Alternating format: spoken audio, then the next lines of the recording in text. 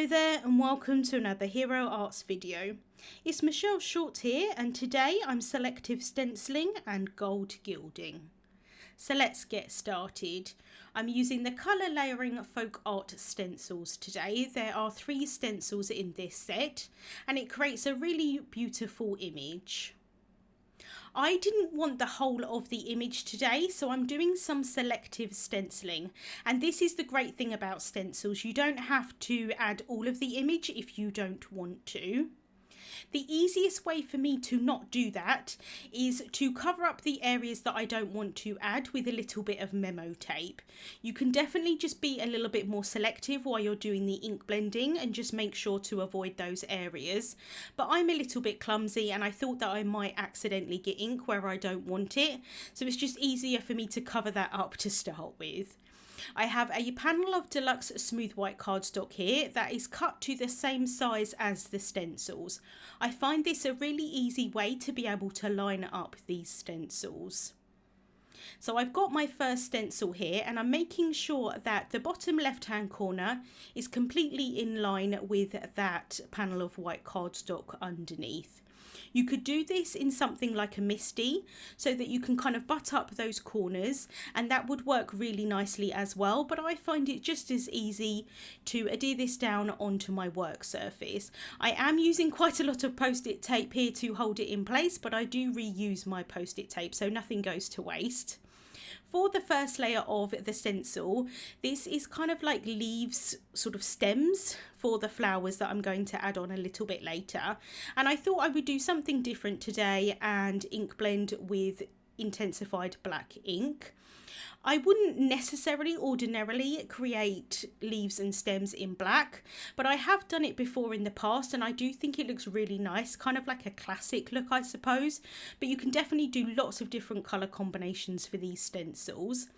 I'm going in with a small blending brush and I'm trying to move the brush in lots of different directions. So I'm starting off kind of like in one direction and then I move it a little bit in different circular motions. I find that this gives the best coverage of the ink with the stencil. Because the stencil material is a little bit on the thicker side, it's sometimes a little bit hard to get into all the nooks and crannies if you don't move your kind of brush in lots of different directions. I hope that makes sense. I'm trying to somewhat get this as a flat kind of look as possible with this black. I want it to be fairly dark, but I'm not too concerned if some areas are lighter and some areas are darker, because I do want it to look like it was stenciled, not necessarily like it was stamped or anything like that. So I can just finish off here with that layer. You can see that I'm moving that brush in lots of different directions. And then I can peel off that tape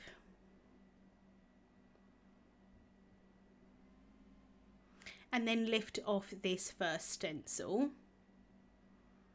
And then I can do the same thing with the second stencil, so just making sure that it's in line with that bottom left hand corner, and then I can hold it in place with that tape. And then for this layer, I'm going to go in with the intensified black ink again. I thought it would be nice just to have all of the stems and leaves be the black colour and then add some other colours to the flowers. So just loading up my brush here. I do tend to sort of dab off a little bit onto some scrap paper. I think I've just got in the habit of doing that. So I can do the exact same thing with this layer. And although these stencils are called colour layering, they technically don't layer on top of each other. They kind of build an image instead. So I am actually going in and doing these layers in the completely different order than they are actually labelled. So they're labelled as 1, 2 and 3, but I think I've gone in with 2 and 3 first and then I'm adding the flowers on top, but I think the way that they say on the packaging is to do the flowers first. But like I say, it doesn't really matter as long as you line them all up nicely together, and that's why I like having that cardstock be the same size as the stencils. So I can lift that off and now I've got all of my leaves and stems done there. And I wasn't too precise with the ink blending. Like I said, I was happy to have some areas slightly lighter and some areas slightly darker. And now for the flowers, I'm starting off with Summer Sky Core ink, and I'm using that small blending brush again and just going over these petals. I think they're really pretty. I really love the shape of these.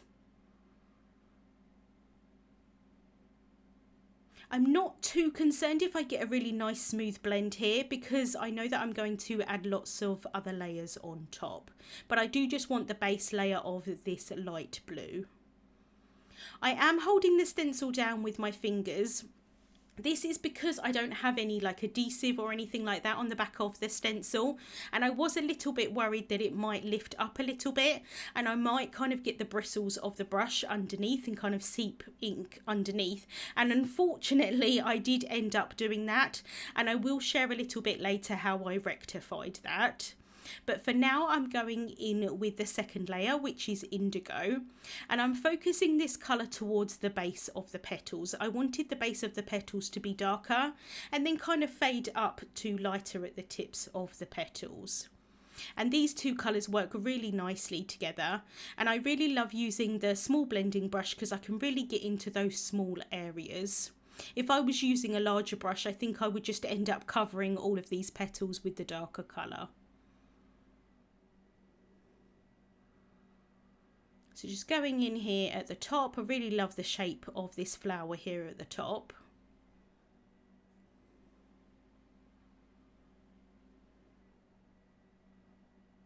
And then I can go in with grape juice. And this is a really nice deep purple, but it's not necessarily going to read as purple, it's just going to read as a slightly darker blue. I really love using this grape juice colour when I'm adding blues for ink blending. It just adds a really nice dark shade to the bottom, or in this case at the bottom of the petals. But like I say, it's not necessarily going to read as purple. I just think it gives the most beautiful look though. I absolutely love doing this with blue shades.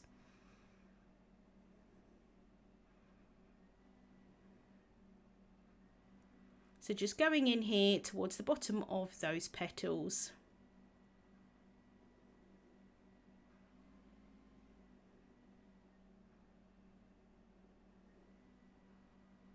And then I'm kind of going in a little bit of a circular motion here with this flower here at the top.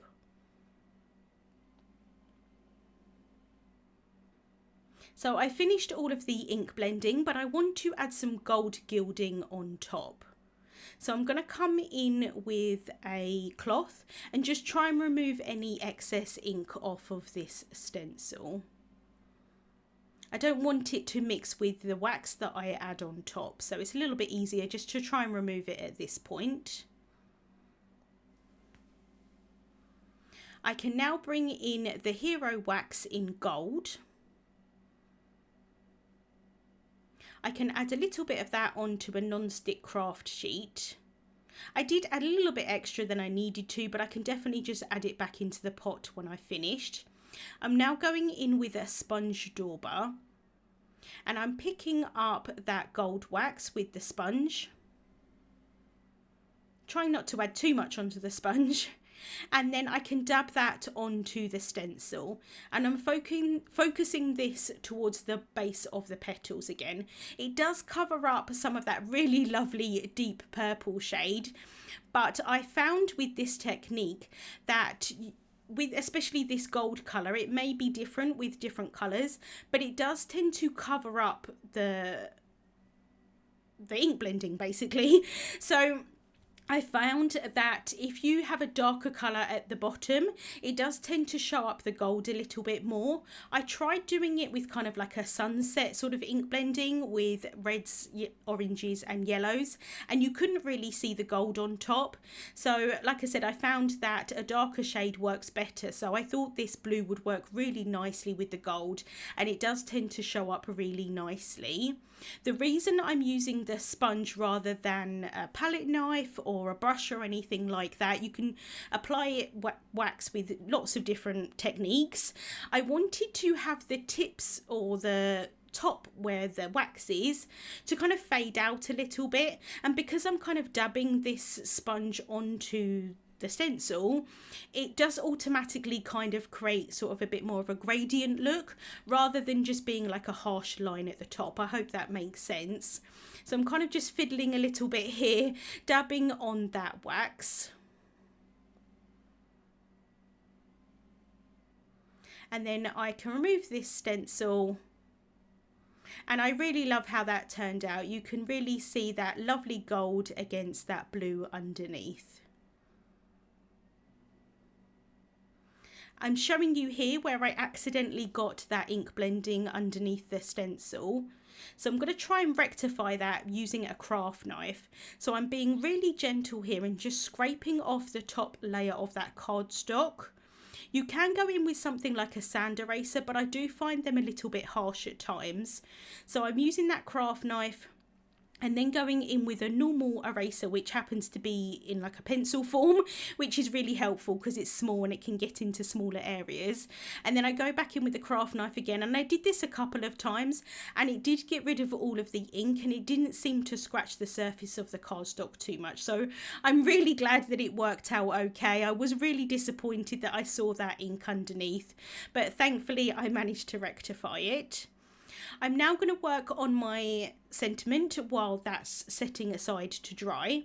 I've stamped a sentiment onto pitch black cardstock from the Message Strips Stamp and Cut XL set. I've stamped that with some embossing ink and have applied some gold embossing powder. I can now heat set that until it's completely melted. I do tend to heat set from the front and the back. It does help a little bit with warping. I've let that dry and cool down a little bit, and then I can just remove any excess anti-static powder that I used when I was doing the stamping with a cloth. I can then take the coordinating die, place that on top, hold it down with some low tack tape and run that through my die cutting machine to cut that into a strip.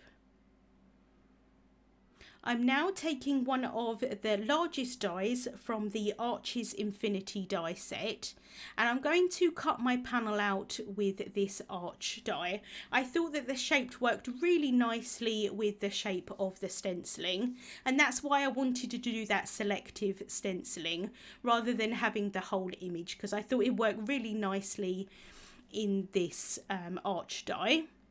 I've run that through my die cutting machine. I did add a little bit of scrap paper just over the top when I run it through my die cutting machine, just in case any of that wax was still a little bit wet, but thankfully it had dried completely. It didn't really take too long at all. I'm now going to cut the bottom off of this panel here, just so that the bottom of the panel is in line with the bottom of those stems. I can then add some thin foam tape onto the back of this panel. And then I can create my card base. So I've cut two more of the Arches Infinity dies, the largest one from some pitch black cardstock. And I'm taking one of them and scoring a kind of a line here at the top. This is going to create a hinge so that I can create an arch shaped card base. I find this the easiest way to do it with shaped cards, but there are lots of ways that you can do it, but this is my preferred method. I can then add some double-sided tape on the top of that hinge there. I've run out of my medium-sized double-sided tape, so I've had to add a few layers here of the thin one. I need to order some more. So I can remove the backings off of that tape, and then I can bring in the other arch piece and adhere them together. And that's going to create my card base. So just making sure that that's really well stuck down at the top there. And then I do like to open the card, make sure that it's going to open really nicely, and just reinforce that fold there. Make sure that it's going to stand up nicely as well. I can then remove the backings off of the foam tape from the panel and then adhere that down onto the card base. And I've just got a little piece of that scrap paper underneath the top part of the card base because I want to make sure that I don't see any black kind of peeping through at the top. And because my craft mat is black and the card base is black, it was a little bit difficult for me to see. So just trying to line that up as best as possible. And then once I'm happy, I can use that scrap paper to press down that panel there. I've then added some thin foam tape onto the back of the sentiment and added that on using a T-square ruler to help me out with the placement. Unfortunately, my head completely got in the way there while I was adding that in. And now I can finish off by adding some gold gems at the tops of these petals. I thought it was quite nice just to add a little bit more gold in, and I just thought they were really pretty. These are absolutely tiny, these gems, so I apologise that my head's kind of peeking in a little bit here. Just want to make sure that I'm placing them correctly. And then I'm using some slightly larger ones here on the petals at the top, just to add a little bit of extra sparkle onto the card. And so that is the card finished for today. I really love how that kind of gold gilding works on top of the stenciling. I think it looks really pretty just adding it towards the base of those petals. And it's really nice having a shaped card as well, and it stands up really nicely. Links to the products that I used will be over on the Hero Arts blog, and I will have a link to that blog post in the description bar here on YouTube. Thank you so much for watching, and I hope you have a wonderful day.